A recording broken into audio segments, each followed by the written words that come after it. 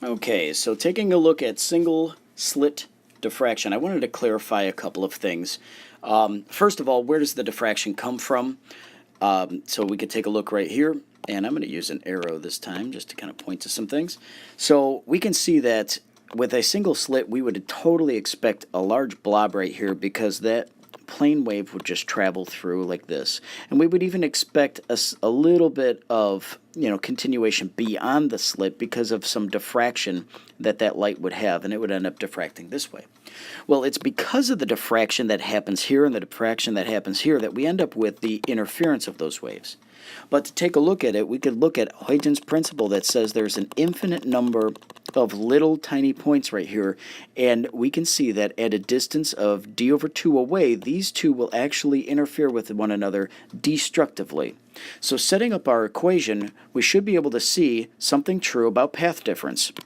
The path difference here is this little bit of line. Because I bring this down, I can see that this path is relatively the same at that path. This is just about 90 degrees, so we can make some estimations that d over 2 times the sine of theta is going to be equal to this path difference.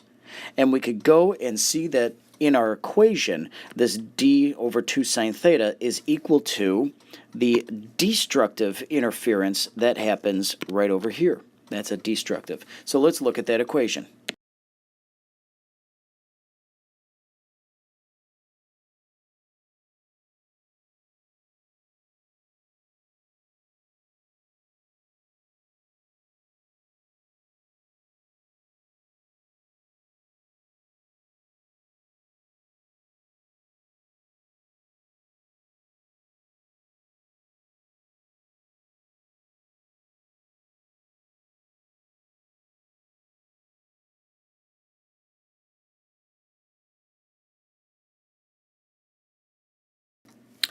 This d over 2 sine theta is equal to, and we came up with this expression in class.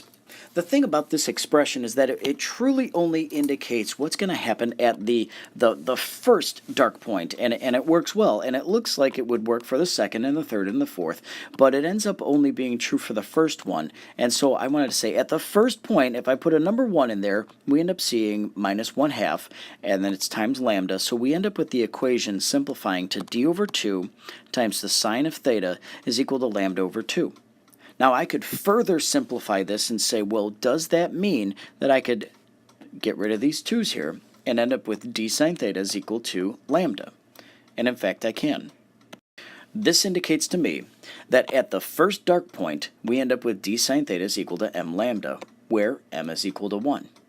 Well, we've understood that the distance between the central maximum and the first dark point would end up being the same as our delta y. So our second dark point would have to be that same amount of distance away, whatever that y distance happens to be.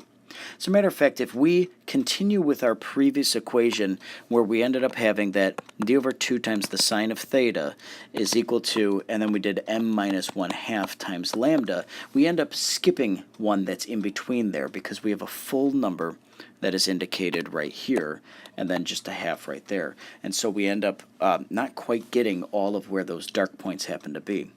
So if we ended up sticking with this equation, though, that happens to be right here, if we stick with this equation, where m1 gives you the first dark point, we could see that at m2 we would end up getting our second dark point, and so on and so on. So to summarize this, I would like to consider a comparison between the double slit and the single slit. So if we end up choosing to use the exact same equation, d sine theta is equal to m lambda, d sine theta is equal to m lambda. But this case where m is equal to 1, 2, 3 whole number m's end up giving us constructive interference. Here, our whole number m's would end up giving us destructive interference. We can actually use the same equation in order to represent it.